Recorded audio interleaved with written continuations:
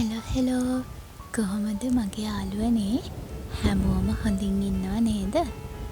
ඔන්න ඉතින් ගොඩ දවසකට පස්සේ නේජවිත් දුෂී YouTube channel එකෙන් ලස්සනම ලස්සන පාට මල් පිරුණු මල් වීඩියෝ එකක් අරගෙන ආවා. ඉතින් අද මං ඔයාලට පෙන්නන්නේ මගේ මිදුලට අලුතින්ම එකතු වුණු ලස්සන මල් කුමාරිකාවෝ ටික. මේ තියෙන්නේ මගේ මිදුලට අලුතින්ම එකතු වුණ ලස්සන දිය කූඩලු මල් පැල ටික. ඉතින් ඔන්ලයින් පේජ් එකකින් තමයි මම ඕඩර් එකක් දාලා මේ පැල ටික ගෙනාවේ. මෙතන පාට වර්ග 3ක් තියෙනවා. රතු පාට, තැඹිලි පාට, තව තැඹිලි පාටයි සුදු පාටයි මික්ස් වෙච්ච එකක් තියෙනවා. ඉතින් තාම මල් තියෙන්නේ නම් තැඹිලි පාටයි රතු පාටයි පැල ටිකේ විතරයි. ඉතින් දැන් ලස්සනට දළු දාලා හැදිලා තියෙනවා. මල් හැදෙන්න පටන් ගත්ත විතරයි තාම. ඉතින් දිය කූඩලු හිටවද්දි නම් අනිවාර්යෙන්ම මේ අපේ පළාත නම් ටිකක් රස්නේ පළාතක්. ඉතින් රස්නේ පළාතක හිටවනවා නම් අනිවාර්යෙන්ම පොල් එලි වැලි මික්ස් කරලා පස හදාගත්තොත් හොඳයි කියලා මට හිතෙනවා. මොකද මම channel 2-3ක්ම බලලා තමයි මේකේ පස් මාධ්‍ය හදාගත්තේ. මම දැම්මේ පොල් එලි කෑලි සහ වැලි කොටස් කිහිපයක්. ඉතින් හොඳට පොහොර ගතිය තියෙන පස් ටිකකුත් මික්ස් කරලා තමයි ගත්තේ. දැනට නම් හොඳින් හැදිලා තියෙනවා. තව දෙයක් තමයි මේ දිය කූඩලු වගේ පැලවලට ඉක්මනටම ලෙඩ බෝ වෙන නිසා මේවා පොළවේ තියනවටත් වඩා මෙන්න මෙහෙම එල්ලලා තියන්න පුළුවන් නම් ටිකක් පොළවෙන් උඩ වගේ තියන්න පුළුවන් නම් ගොඩක් හොඳයි කියලා මම හිතනවා. මොකද එතකොට කෘමි හානිත් අඩුයි. ඒ වගේම දිලීර හානිත් අඩු වෙනවා කියලා මම හිතනවා. ඉතින් මෙන්න මේ විදිහට උන්චිලාවක් වගේ හදලා පුංචි ලණු දෙකකුයි ලෑලි කෑල්ලකුයි විතරයි මට මේකට ඕන උනේ. මේ වගේ හදාගත්තොත් නම් මල් ටික පරිස්සමෙන් තියාගන්න පුළුවන් වෙයි ඔයාලටත්. ඉතින් ඔයාලත් try කරලා බලන්න මේ විදිහට. ඉතින් යාළුවනේ දිය කූඩලු කියන්නේ මං හරිම කැමතිම මල් වර්ගයක්. ඉතින් ගස් පිරෙන්න මල් හැදෙනවනේ. මං හරිම කැමති. මගේ ළඟ තියෙන දිය කූඩලු වර්ග 3ක් නිසා මම කැමැත්තෙන් ඉන්නවා තව දිය කූඩලු ටිකක් එකතු කරගන්න. මේ වීඩියෝ එක බලන කවුරු හරි ඉන්නවා නම් දිය කූඩලු සේල් කරන අනිවාර්යෙන් මට කමෙන්ට් එකක් දාන්න. මම ඕඩර් එකක් දාලා ගන්න කැමතියි. තව කලර්ස් මේ කලර්ස් ඇරුණාම තවත් කලර්ස් තියෙනවා නම් පොකුරු දිය කූඩලු තියෙනවා නම් ඔයා ළඟ අනිවාර්යෙන් මට මැසේජ් එකක් තියන්න.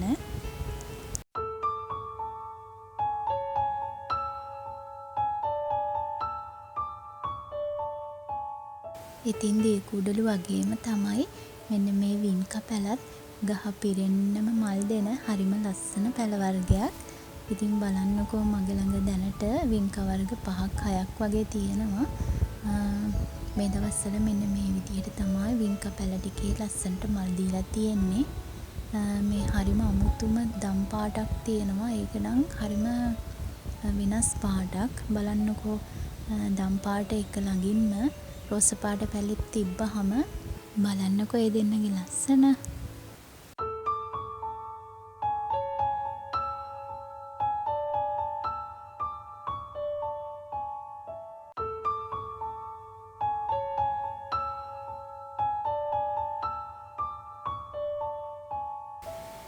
මෙන්න මේ වින්කා එකත් හරිම ලස්සනයි.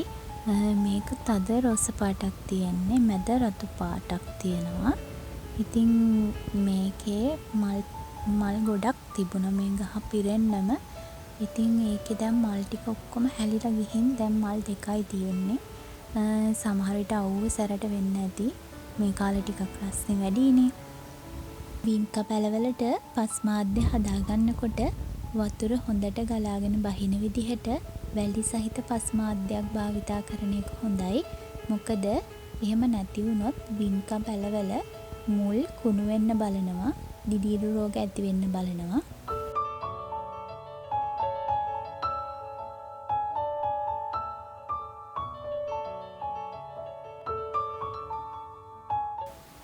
මේ තියෙන්නේ මගේ වින්කා එකතුවේ තියෙන තවත් ලස්සන වින්කා එකක්. මේ වින්කා එක රතු පාටයි. තද රතු පාටක් තමයි තියෙන්නේ. මැද සුදු පාටක් තියෙනවා. ඒකත් හරිම ලස්සනයි. මේ වින්කා වල විශේෂත්වයක් තමයි මේවා බෝ කරගන්න හරිම පහසුයි.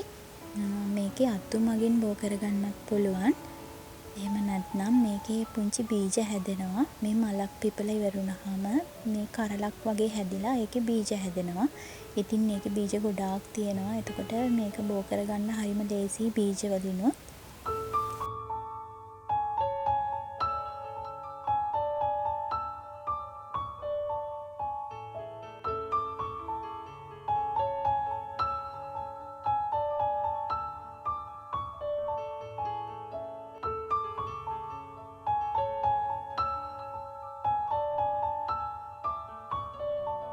ඉතින් මේ තියෙන්නේ මං ඒ විදිහට පැල කරගත්ත පුංචිම පුංචි අතු කෑල්ලක්.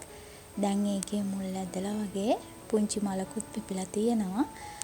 ඒකට යටින් මේ පුංචි පුංචි පැල ටිකක් තියෙන්නේ. අන්න ඒ ටික මං බීජ ටිකක් දාලා පැල කරගත්ත පුංචි පැල ටිකක්.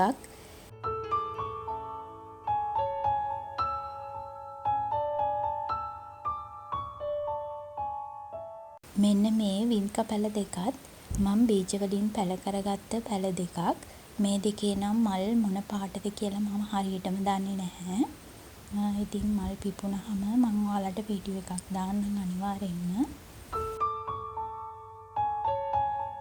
පුංචි පුංචි මල් ගොඩාක් එකතු වෙලා ලස්සනට පොකුරට පිපෙන මෙන්න මේ පැලේ මොකද්ද කියලා බලන්නකෝ. ඔව් ඔයා හිතුවා හරි. ඒක පැන්ටාස් පැලයක්. ඉතින් බලන්නකෝ මේ ලා රෝස පාට පැන්ටාස් පැලේ ලස්සන මල් පොකුරු දෙකක්ම තියෙනවා.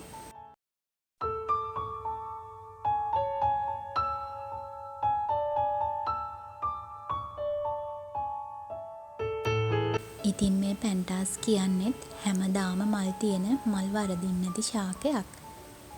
බලන්නකෝ ගෙවත් එකට මේ වගේ පැන්ටාස් පඳුරක් තියෙනකොට කොච්චර ලස්සනක් එකතු වෙනවද කියලා. මෙන්න මේ පැන්ටාස් වල එක මල් පොකුරක් පිපිලා ඉවරුණාට පස්සේ ඒ අත්ත කප්පාදු කරන්න ඕනේ.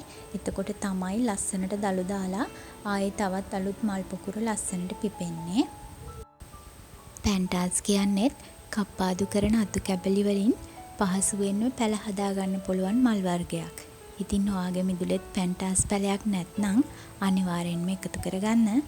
හරිම ලස්සනක් එකතු වෙනවා මිදුලට.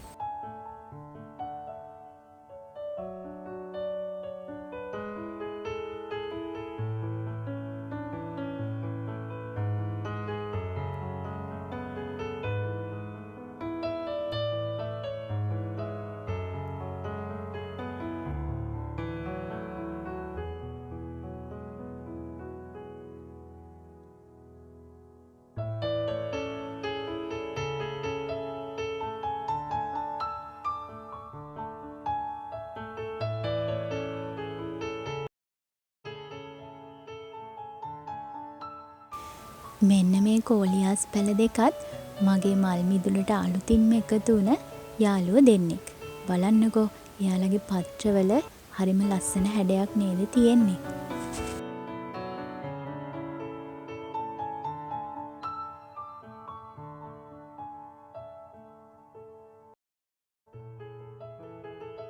සාමාන්‍යයෙන් ගාඩන් එක බිම හිටවන්න ඕන පැලත් මගේ ළඟ නම් තාම තියෙන්නේ පුංචි පුංචි පෝච්චිවල. ඒකට හේතුව තමයි අපේ ගේ වැඩ තාම ඉවර වෙලා නැති නිසා ගාඩන් එක හදලත් නැහැ. ඉතින් ඒක නිසා තාම ගාඩන් එකට දාන්න බැහැනේ මල් පැල.